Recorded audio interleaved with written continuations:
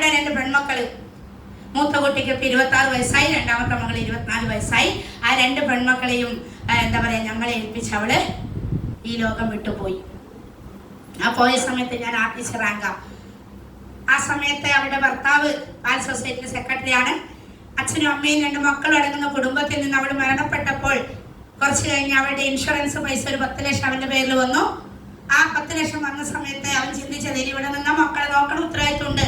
അതുകൊണ്ട് ആ 10 ലക്ഷം കൊണ്ട് അവനങ്ങ് മുങ്ങി വേറെ ഏതോ നാട്ടിൽ പോയിട്ട് ഒരു പെണ്ണിനെയും കല്യാണം കഴിച്ച് ഒരുപക്ഷെ ഞങ്ങൾ അറിയാതെ അവൻ മാറി താമസിച്ചു.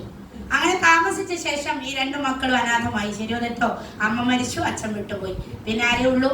പിന്നെ വല്യമ്മയായ ഞാൻ മാത്രമേ ഉള്ളൂ. അങ്ങനെ 6 വർഷമായിട്ട് ലീഡേഴ്സ് ആ മക്കളെ എൻ്റെ വീട്ടിലേക്ക് കൂട്ടിക്കൊണ്ടുവന്ന് ഇന്ന് 6 വർഷമായിട്ട് പൊന്നിലെ പൂ പോലെ ആ രണ്ട് പൊന്നു മക്കളെ ഞാൻ സംരക്ഷിക്കുന്നു എന്നതാണ് എനിക്ക് നിങ്ങളോട് പറയാനുള്ളത്.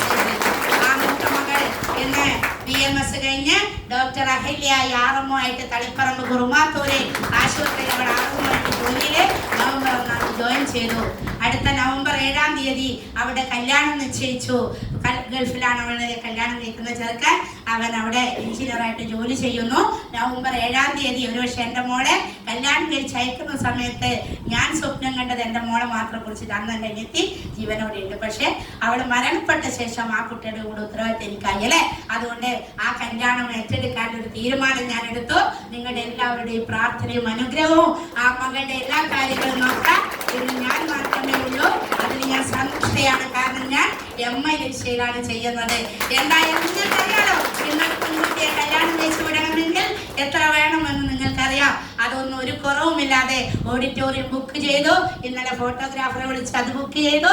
ഇനി സദ്യന്റെ ഒരു എന്താ പറയാ നമ്മുടെ ഈ പതാളുമാര് അവരുടെ ഒരു നാടൻ ഭക്ഷണമില്ല, അതാണ് വേണ്ടതെന്ന് പറഞ്ഞു. കല്യാണം കഴിക്കുന്ന ചെക്കൻ്റെ വീട്ടുകാർ കുറച്ച് റിച്ചാ. അപ്പൊ അവർക്ക് ഒട്ടും കുറവില്ലാതെ നമ്മൾ ആ കല്യാണം നടത്തി കൊടുക്കണം. അങ്ങനെ നവംബർ 7 തീയതി നിങ്ങളുടെ എല്ലാവരുടെയും അനുഗ്രഹത്താല് ആ മകളെ ഒരു പുതിയ വീട്ടിലേക്ക് അച്ഛനും അമ്മയും ഇല്ലാതെ വല്യമ്മയായ ഞാനും എൻ്റെ അച്ഛനും അമ്മയും കൂടി അവളെ പറഞ്ഞു വിടാൻ വേണ്ടി തീരുമാനിച്ചിട്ടുണ്ട്. രണ്ടാമത്തെ മകൾ ഡിഗ്രി കഴിഞ്ഞ് ഇന്ന് കോഴിക്കോട് ഒരു കോഴ്സിന് 6 മാസത്തേക്കുള്ള ഒരു കോഴ്സിന് 60,000 രൂപ ഫീസ് കൊടുത്ത് ഞാൻ അവളെ ചേർത്തിട്ടുണ്ട്. ഇന്നലെ അവളെ വീട്ടിലേക്ക് വന്ന് ഇന്ന് എൻ്റെ കൂടിയാണ് രാവിലെ പരസ്പരം അവിടത്തേക്ക് വന്നത്.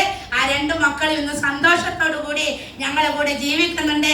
കാരണം അവർക്ക് എല്ലാം സന്തുഷ്ടമാക്കിയത് MI എന്ന കമ്പനി ഉള്ളത് കൊണ്ടോ നമ്മുടെ എല്ലാം ലീഡേഴ്സിന്റെ സപ്പോർട്ട് ഉള്ളത് കൊണ്ടോ.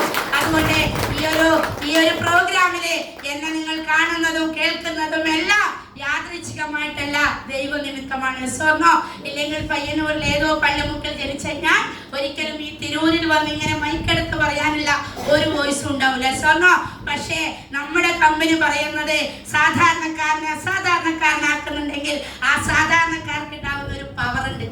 ശരിയോ തെറ്റോ?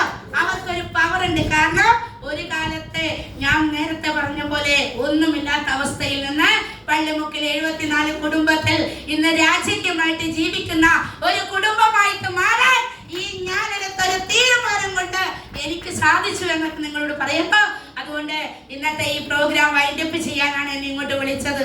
അതിന് മുന്നേ നിങ്ങൾ നിറഞ്ഞൊരു കയ്യടി തന്നെ.